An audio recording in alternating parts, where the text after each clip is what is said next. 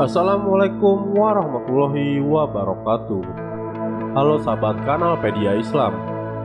Pada tayangan video kali ini kita akan membahas kisah perjalanan panjang Salman Al-Farisi menemukan Islam. Barang siapa yang mendapatkan petunjuk Allah Subhanahu wa Ta'ala, tidak ada yang dapat menyesatkannya. Sebaliknya, barang siapa yang disesatkan olehnya, tidak ada yang dapat menunjukinya. Demikianlah penggalan ayat yang kiranya sesuai dengan kisah yang terjadi pada salah seorang sahabat Nabi Muhammad SAW. Salman Al-Farisi. Pencarian panjang Salman untuk menemukan kebenaran telah melewati perjalanan yang berliku. Hingga akhirnya ia menemukan kebenaran yang dibawa oleh Nabi Muhammad SAW yang membuatnya memeluk Islam. Kisahnya kepada seorang sahabat dan keluarga dekat Nabi Muhammad yang bernama Abdullah bin Abbas. Abdullah kemudian menceritakan kisah seorang Salman itu kepada yang lainnya. Salman adalah seorang sahabat Nabi yang berasal dari bangsa Persia, yaitu dari sebuah desa bernama Jayun di kota Isfahan. Ayahnya adalah seorang kepala desa. Karena sikap baiknya kepada sang ayah, Salman dipercaya ayahnya untuk mengawasi api yang dinyalakan. Demikianlah, ayah Salman adalah seorang majusi yang menyembah api. Suatu hari, ayahnya meminta untuk pergi ke tanah miliknya dan memenuhi beberapa tugas yang dia inginkan. Namun, dalam perjalanan menuju tempat yang dituju, ia mendengarkan suara orang-orang yang tengah sholat di dalam gereja Nasrani. Selama hidupnya, Salman memang dibatasi ayahnya dari dunia luar. Rasa penasaran membuat Salman masuk ke dalam gereja dan melihat apa yang mereka lakukan. Saat melihatnya, Salman mengaku bahwa ia menyukai sholat mereka dan tertarik terhadap agama Nasrani. Salman memang memiliki pemikiran yang terbuka dan bebas dari taklid buta. Saya berkata kepada diriku, sungguh agama ini lebih baik daripada agama kami. Saya tidak meninggalkan mereka sampai matahari terbenam. Saya tidak pergi ke tanah ayahku. Salman menganggap agama tersebut adalah keimanan yang benar. Ia lantas bertanya kepada orang-orang di gereja, dari mana asal agama tersebut? Mereka menjawab, dari Syam. Negara Syam saat dikenal termasuk 4 negara, yaitu Suriah, Yordania, Palestina, dan Lebanon. Salman tetap mengingat ayahnya dan kembali. Setelah ayahnya mengirim seseorang untuk mencarinya, ia lantas menceritakan apa yang dia alami dan termasuk ketertarikannya kepada agama Nasrani itu. Sang ayah lantas menegaskan bahwa tidak ada kebaikan pada agama Nasrani. Sang ayah bersikeras bahwa agama Majusi adalah agama nenek moyangnya yang lebih baik. Namun, Salman menegaskan bahwa agama Nasrani itu lebih baik dari Majusi. Karena pendiriannya itu, ayahnya kemudian mengancam dan merantai kedua kakinya serta memenjarakan di rumahnya. Namun, hal itu tak lantas menyurutkan langkah Salman untuk melanjutkan pencariannya akan kebenaran. Ia lantas mengirimkan pesan kepada kaum Nasrani dan meminta mereka memberi kabar jika ada pedagang Nasrani datang dari Syam. Ia juga meminta orang Nasrani untuk mengabarinya kapan rombongan dari Syam itu kembali ke negerinya.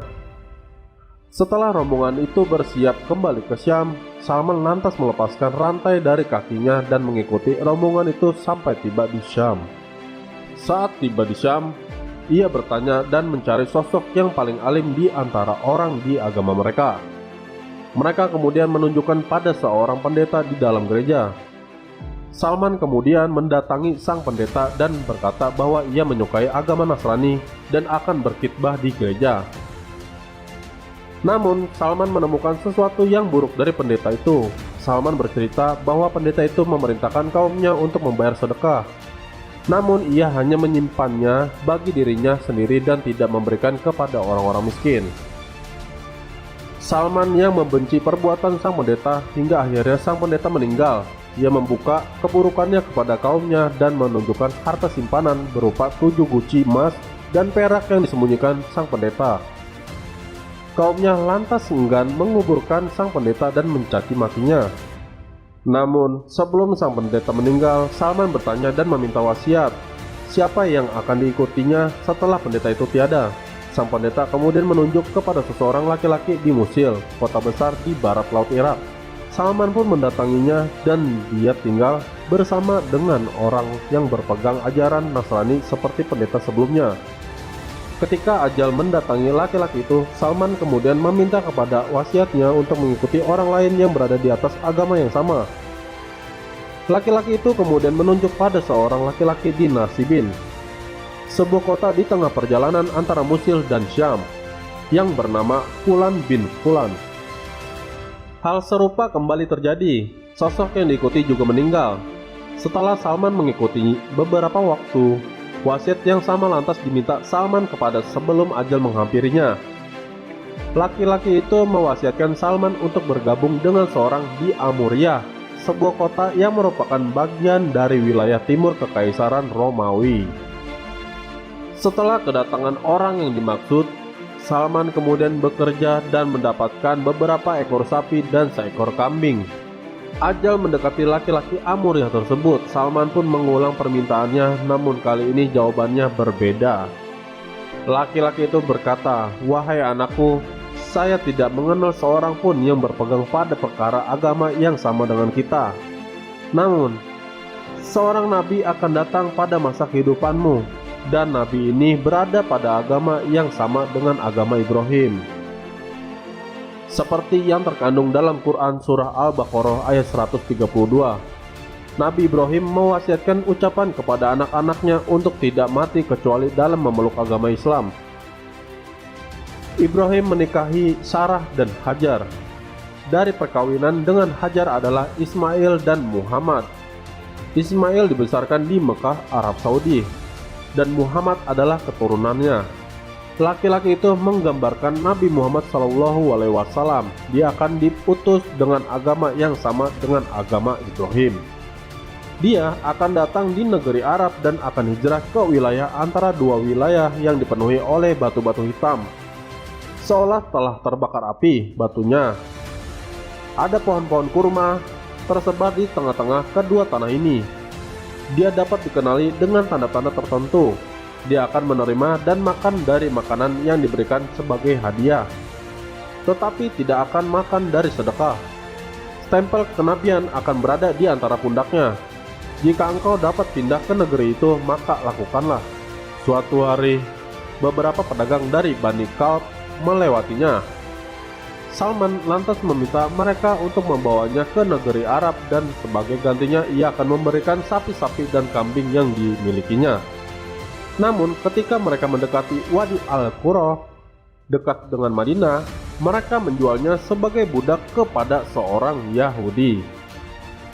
Suatu hari, sepupu majikan Salman dari suku Yahudi Bani Quraidah di Madinah datang berkunjung dan membeli Salman. Ia lantas membawa Salman ke Madinah. Hingga suatu hari Nabi Muhammad hijrah ke Madinah. Salman berkata, "Saya sedang berada di atas pohon kurma di puncak salah satu rumpun kurma melakukan beberapa pekerjaan untuk majikanku. Saudara sepupunya datang kepadanya dan berdiri di hadapan majikan Salman yang sedang duduk dan berkata, 'Celaka Bani Kilah, orang-orang dari suku Kilah. Mereka berkumpul di Kuba di sekitar seorang laki-laki yang datang di hari ini dari Mekah mengatakan dirinya sebagai seorang nabi.' Pada saat itu, Salman bergetar hebat ketika mendengarnya hingga Salman khawatir akan jatuh menimpa majikannya. Salman turun dan berkata, 'Apa yang kau katakan?' Majikanku menjadi marah dan memukulku dengan pukulan yang kuat seraya berkata, 'Apa urusanmu mengenai ini? Pergi dan kerjakanlah pekerjaanmu.' Pada malam itulah, Salman pergi menemui Rasulullah SAW ketika berada di Kuba.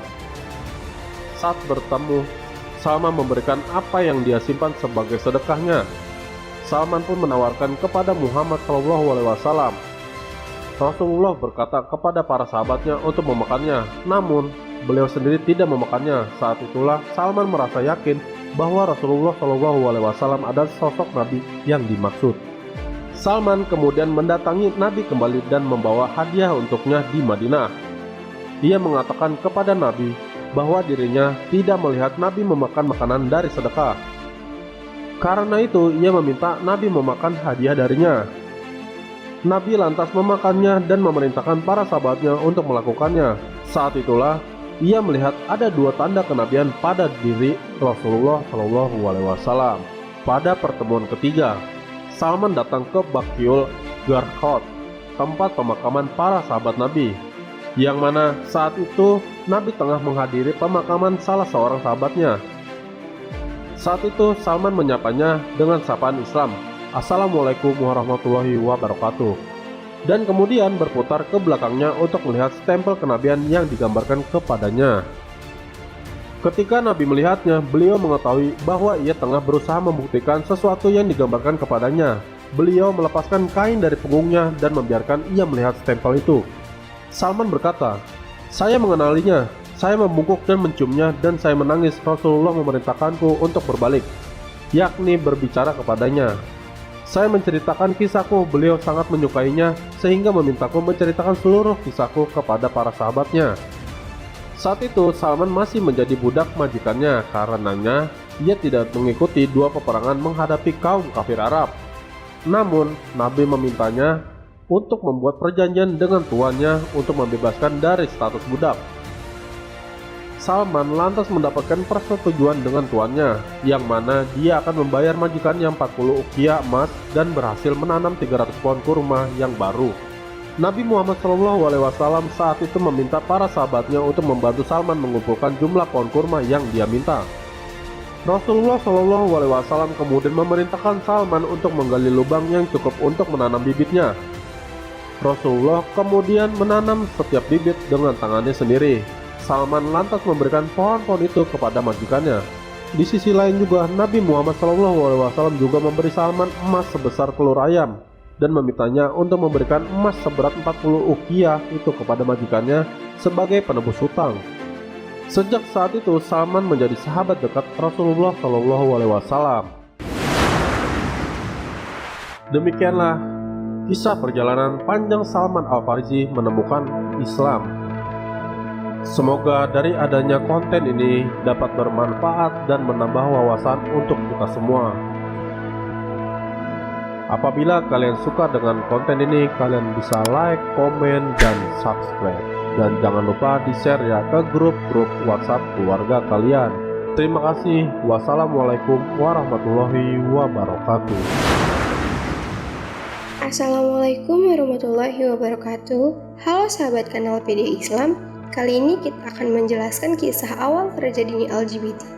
Berdakwah memang bukan hal yang mudah, apalagi kalau yang dihadapi adalah masyarakat yang lebal dan tak berakhlak. Itulah yang dirasakan oleh Nabi Lut, salah satu nabi utusan Allah Subhanahu wa Ta'ala yang ditugaskan untuk berdakwah kepada kaum Sodom. Ya, kaum Sodom merupakan kaum yang dibenci Allah Subhanahu wa Ta'ala karena banyak melakukan kemaksiatan. Oleh sebab itu, mengajak mereka kembali ke jalan yang benar adalah hal yang sangat berat. Berikut perjalanan dakwah Nabi Lut yang penuh liku-liku. Demikianlah informasi ini kami sampaikan. Untuk sejauh lebih dalam kisahnya, yuk langsung aja pindah ke channel YouTube kami, Kanal Pedia Islam. Assalamualaikum warahmatullahi wabarakatuh. Halo sahabat Kanal Pedia Islam. Kali ini kita akan menjelaskan jenis-jenis neraka untuk kaum wanita. Sayyidina Ali R.A. menceritakan suatu ketika melihat Rasulullah menangis manakala ia datang bersama Fatimah. Lalu keduanya bertanya mengapa Rasul menangis. Beliau menjawab, pada malam aku diisrokan aku melihat perempuan-perempuan yang sedang disiksa dengan berbagai siksaan. Itulah sebabnya mengapa aku menangis, karena menyaksikan mereka yang sangat berat dan mengerikan siksaannya. Putri Rasulullah kemudian menanyakan apa yang dilihat ayahandanya. Demikianlah informasi ini kami sampaikan. Untuk tahu sejauh lebih dalam kisahnya, yuk langsung aja pindah ke channel YouTube kami, Kanal Pedia Islam. Assalamualaikum warahmatullahi wabarakatuh. Halo sahabat kanal Pedia Islam. Kali ini kita akan menjelaskan kisah Zahid, pemuda buruk rupa yang jenazahnya diperebutkan oleh bidadari surga. Kisah sahabat Nabi Muhammad SAW yang bernama Zahid radhiyallahu anhu yang jenazahnya diperebutkan bidadari surga. Di Arab Saudi, suku adalah sesuatu yang sangat dipandang oleh pernikahan. Siapakah orang yang mau menikahkan putrinya dengan diriku ini? ya Rasulullah? Jawab Zahid tersenyum dan dengan rendah hati. Demikianlah informasi yang kami sampaikan. Untuk tahu sejauh lebih dalam kisahnya, yuk langsung aja pindah ke channel YouTube kami, Kanal PD Islam.